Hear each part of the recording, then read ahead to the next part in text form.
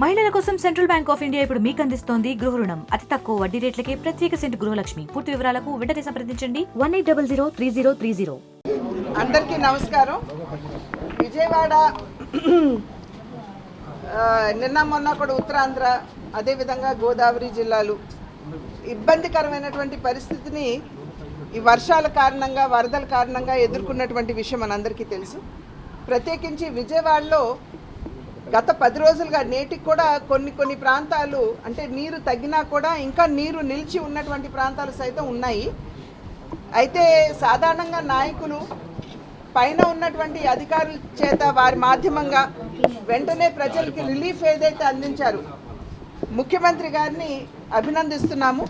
ఎందుకంటే వరద వచ్చిన వెంటనే వారు స్పందించి ఇంటికి కూడా వెళ్లకుండా వారు అక్కడ నిలబడి ఏదైతే ఈ పునరావాస కార్యక్రమాలు ప్రజలకు అందవలసినటువంటి రిలీఫ్ ఏదైతే ఉందో దాని మీద దృష్టి పెడుతూ ఎప్పటికప్పుడు పరిస్థితిని సమీక్షించుకుంటూ ఈ యొక్క ఫ్లడ్ సిచ్యువేషన్ ఏదైతే ఉందో ఈ వరదని చాలా సమర్థవంతంగా అక్కడ ఉన్నటువంటి ప్రజలకి రిలీఫ్ అందించడం జరిగింది. కనుక వారిని హృదయపూర్వకంగా భారతీయ జనతా పార్టీ తరఫున నా తరఫున కూడా నేను వారిని అభినందిస్తున్నాను.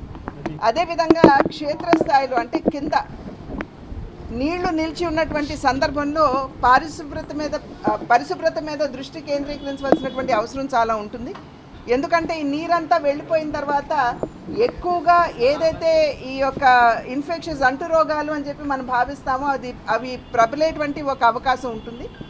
కనుక కనుక పరిశుభ్రత మీద దృష్టి పెట్టకపోయినట్లయితే ప్రజలు ఇబ్బందికర పరిస్థితుల్ని ఆరోగ్యపరంగా ఎదుర్కొనేటువంటి అవకాశం ఉంటుంది. కానీ ఇవాళ క్షేత్రస్థాయిలో విజయవాడలో ఉన్నటువంటి పారిశుద్ధ కార్మికులు ఎవరైతే ఉన్నారు, వేలలో ఉన్నారు, 3000 పైన పైచిలకు వారు ఉన్నారు. ప్రతి ఒక్కరూ కూడా కిందకి దిగి క్షేత్రస్థాయిలో వాళ్ళ విజయవాడని పరిశుభ్రం చేసినటువంటి సందర్భంలోనే అంటు రోగాలు కూడా ప్రబలకుండా ఇవాళ ఒక జాగ్రత్త తీసుకున్నటువంటి ఒక పరిస్థితిని మనం అందరం కూడా చూస్తున్నాం.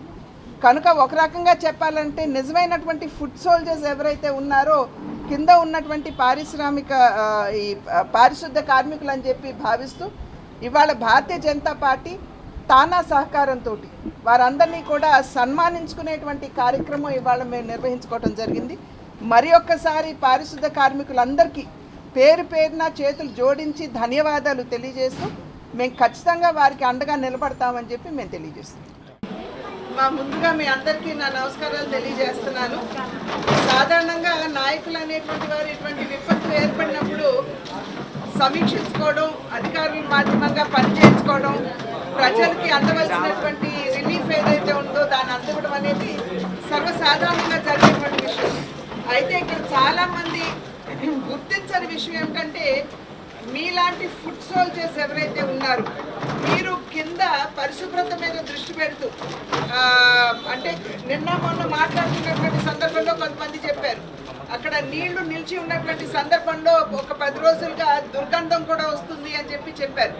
కానీ మీరు వాటన్నింటికీ ఓర్చుకుని మీరు కిందకి దిగి అక్కడ పరిశుభ్రత చేయడం వల్లనే ఇవాళ విజయవాడలో ఇంతటి పెద్ద విపత్కర పరిస్థితి ఏర్పడినా అంటువ్యాధులు అనేవి ప్రబలకుండా మీ యొక్క సహకారంతో మీరు చేసినటువంటి శ్రమ వల్లనే ఇవాళ ప్రజలందరూ కూడా బయటపడుతున్నారు అని చెప్పి నేనైతే గట్టిగా విశ్వసిస్తున్నటువంటి విషయం. కొంచెం దుర్గంధం వస్తేనే ముక్కు మూసుకుని పక్కకి వెళ్ళేటువంటి ప్రజలు ఉంటారు.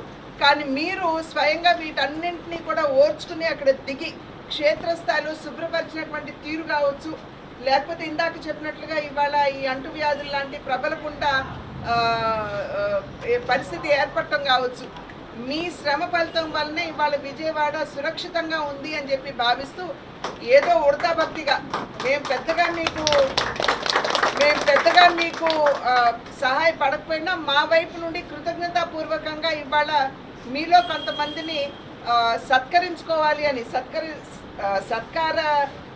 సత్కారానికి నిజమైనటువంటి అర్హులు మీరు అని చెప్పి మేము భావిస్తూ మిమ్మల్ని సత్కరించుకోవడానికి ఇవాళ మేమందరం కూడా మీ ముందు నిలబడి ఉన్నాం. మీ అందరికీ పేరున దగ్గర ఒక 3000-4000 మంది పరిశుద్ధ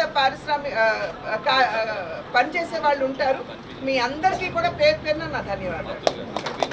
మరిన్ని వీడియోస్ కోసం ఛానల్ ని సబ్స్క్రైబ్ చేయండి, లేటెస్ట్ అప్డేట్స్ కోసం వాట్సాప్ ఛానల్ ని ఫాలో చేయండి అండ్ లింక్ డిస్క్రిప్షన్ లో ఉంది.